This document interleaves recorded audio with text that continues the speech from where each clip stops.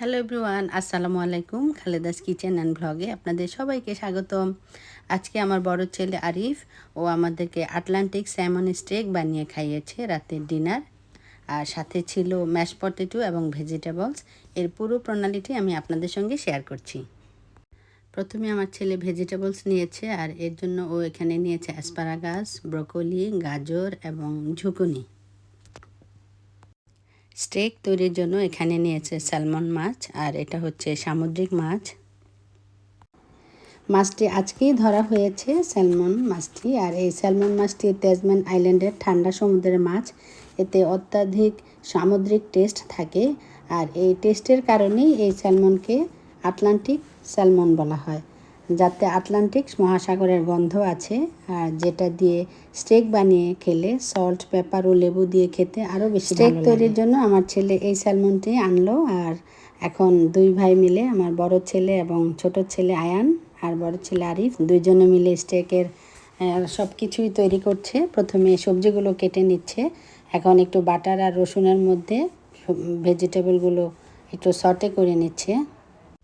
আর ছিল mash potato. Mash পটেটোর জন্য আলু আগে সিদ্ধ করে নিয়েছে, এর সঙ্গে বাটার মিশিয়েছে এবং গরম করে রাখা দুধ দিল সঙ্গে।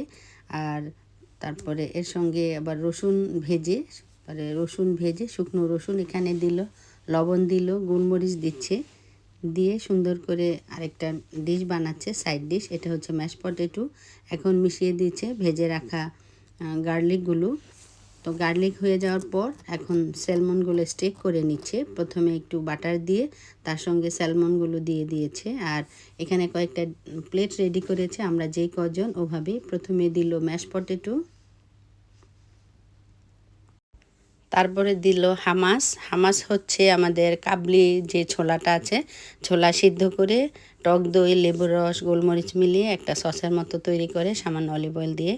আর এদিকে স্টেক তৈরি হচ্ছে। স্যালমন মাছটা বেশিক্ষণ রান্না করে না, উঠানোর আগে তার দিয়ে দিল হচ্ছে গোলমরিচ, লবণ। এখন আমার ছেলে প্লেটে সাজিয়ে দিচ্ছে সবার জন্য। প্রায় রেডি প্লেট, ভেজিটেবল, তারপরে ম্যাশ পটেটো আর স্যালমন সব কিছু দিয়ে সবার জন্য সুন্দর করে সাজাচ্ছে। আমার এই ছেলে অনেক মজার মজার ডিশ তৈরি করে। স্যালমনের স্টেকটা খুব ঝটপট তৈরি করতে হয়, তাহলে জুসি থাকে, এবং সবশেষে উপরে একটু মাছের যে তেলটা ছিল বাটার, সেটা একটু সব মাছের উপরে দিয়ে দিচ্ছে ফ্লেভারটা সুন্দর হওয়ার জন্য।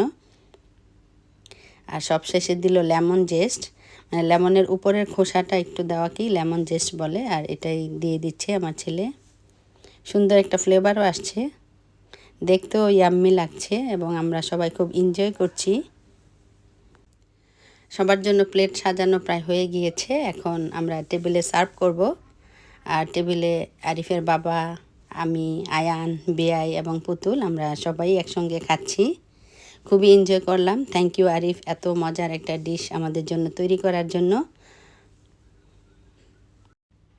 আজ এ পর্যন্তই, ফিরব নতুন কোনো রান্না বা ব্লগ নিয়ে। সবাই ভালো থাকবেন। খোদা হাফেজ।